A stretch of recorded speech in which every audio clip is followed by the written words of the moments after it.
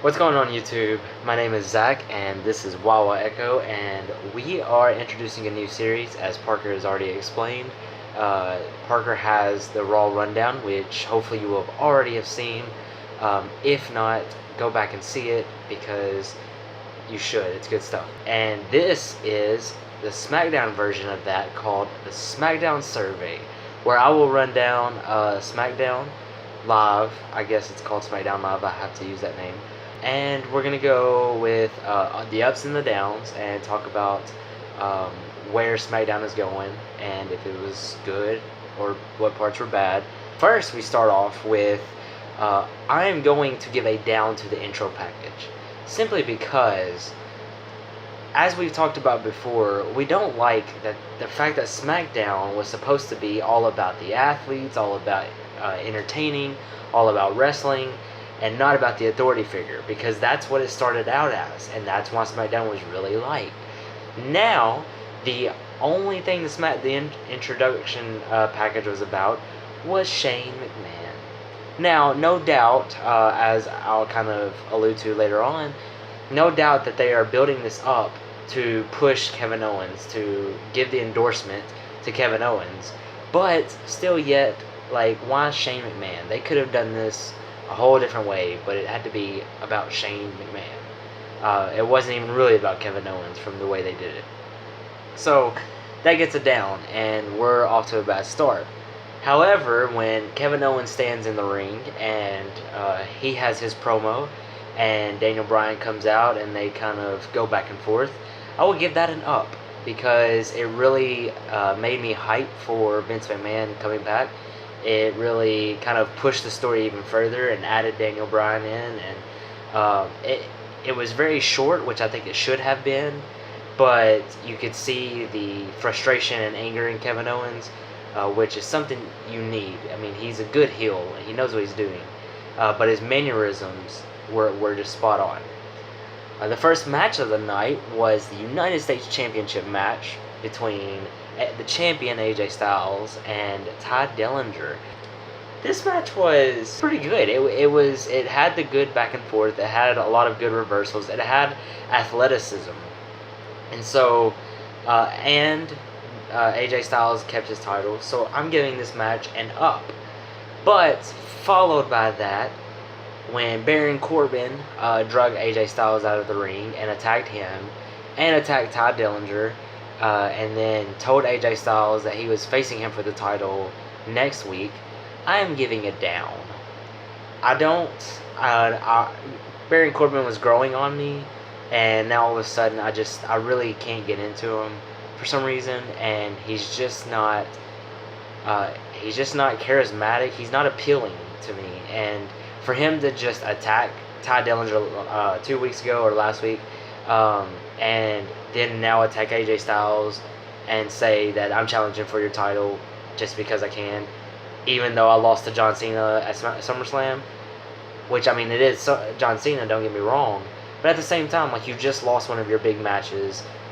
In fact, you've been on a losing streak for a long time, and you lost your Money in the Bank briefcase in an embarrassing way. Like, how does he get to step up and just say that I'm going to challenge for the United States Championship?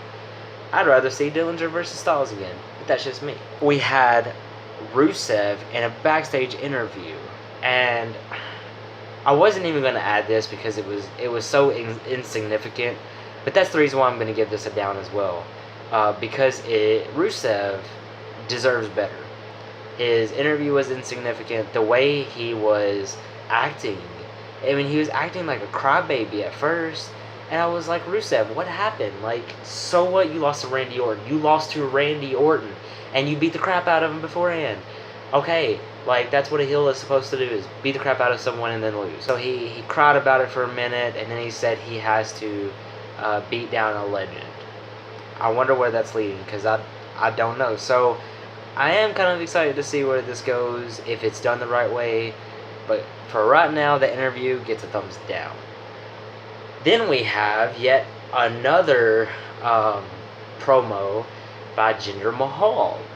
And he was kind of hyping up his match against Shinsuke Nakamura for Hell in a Cell. And the promo gets a down. Uh,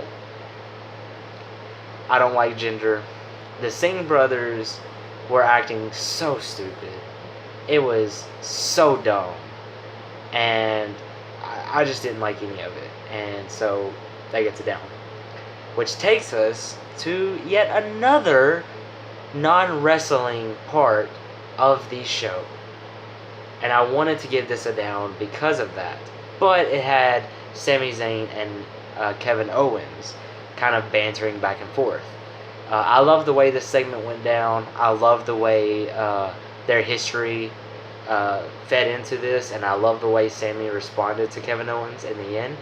And so I'm giving this segment an up. Next we have the SmackDown Live Tag Team title match between the champions, the Usos, versus the challengers, the New Day, in a Sin City street fight. Now this match was pretty good. It was quick, which sort of like Parker and I have talked about before. You know, they can only do so much, and they've done a lot. They've done a lot of entertaining stuff. I mean, their matches have been some of the best of the cards that of the last couple of pay-per-views. But we don't want them to wear this out.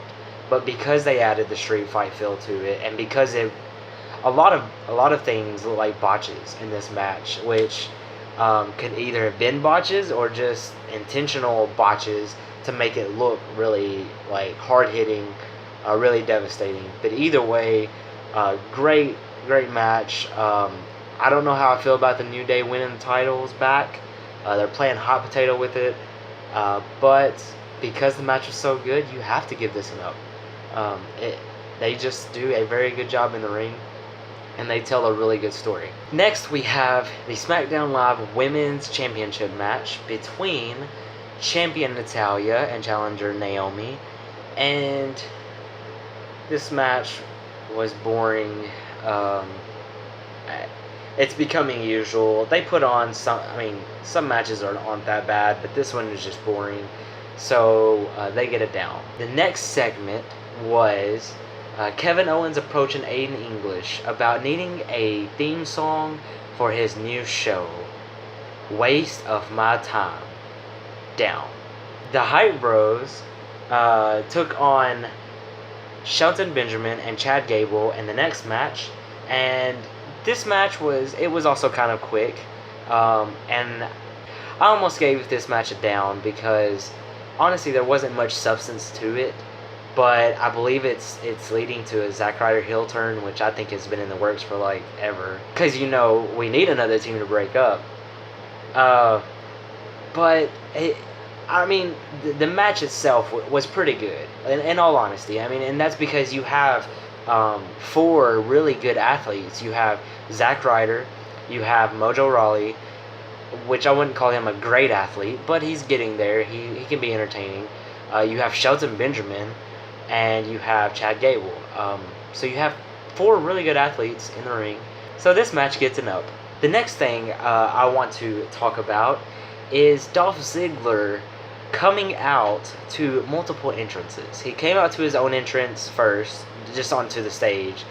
Then he says something like, I guess you need a new entrance. It was brilliant heel work, in all honesty. He was trash talking the crowd and saying you need an extravagant entrance to be considered an awesome wrestler or an awesome person. So he goes back and then he comes out as freaking Bayley. I thought this was hilarious. I died laughing. And he even had the outfit with it. It was great. And at the end when he punched down one of those blow up things, it was so good. The only thing that made me contemplate giving this a down was the fact that he came out to Ultimate Warrior. I don't know if this was WWE's way at jabbing at Ultimate Warrior or if this was just heel work by Dolph Ziggler. I think they could have done someone different. They could have done someone who was also a big star, but perhaps not dead, or didn't just die days after their last television appearance a couple years ago. And maybe that's just me, but because Dolph Ziggler did brilliant work here, I will give this an up.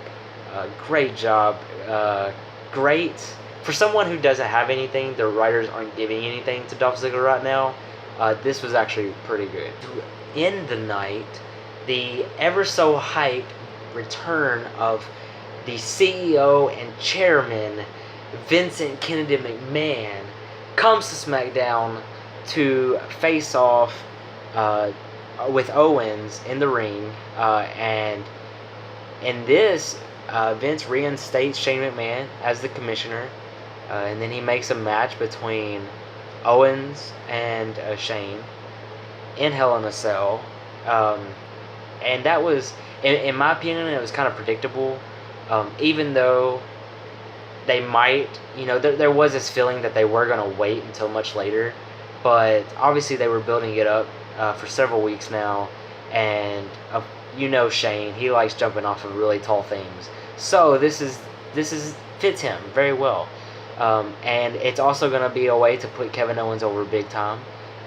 maybe, unless they just want to bury him, I don't know, and then it ended with Kevin Owens headbutting Mr. McMahon in a way that made him bleed legitimately, and then he just continued the beat down to Mr. McMahon and ended with a frog splash. I mean, it was quite a segment, and I will give that an up. That no doubt deserves an up. But I will give a very special up to end this video to Vince McMahon himself, because the man is older than dirt and he's taking bumps better than John Cena. Props to him, man. He'll do anything for the entertainment of the fans, almost anything. He still sucks as a writer, but when he comes out, he gives it his all, and that showed tonight, and so it made for a very entertaining ending of SmackDown, and so I can't wait to see where that goes from here. So, all in all, I mean, not an awful SmackDown, but I do wish there was more in-ring action and less talking. I do wish that they wouldn't waste my time so much with the Rusev interview, with Aiden English. I mean, use him properly and I might like him, but that segment was crap. And Jinder Mahal, do something with him. Don't just, oh my goodness. Sometimes SmackDown annoys me. But there were some pretty good spots, and I will say that coming out of SmackDown, obviously the big story going is Shane McMahon versus Kevin Owens, which I almost want to give another down for it revolving around an authority figure, but I won't, because I did it at the beginning of this video. But anyway, so that wraps up the SmackDown survey. If you like this video, you click the like button below, and if you agree or disagree, comment, and subscribe to us for weekly updates. We are doing this weekly. We will actually try to get it out the day after the episode airs, but I mean, we'll see how that kind of goes. But we're excited to be doing this, so subscribe, follow our content. This is something we love doing, so I guess we will see you later.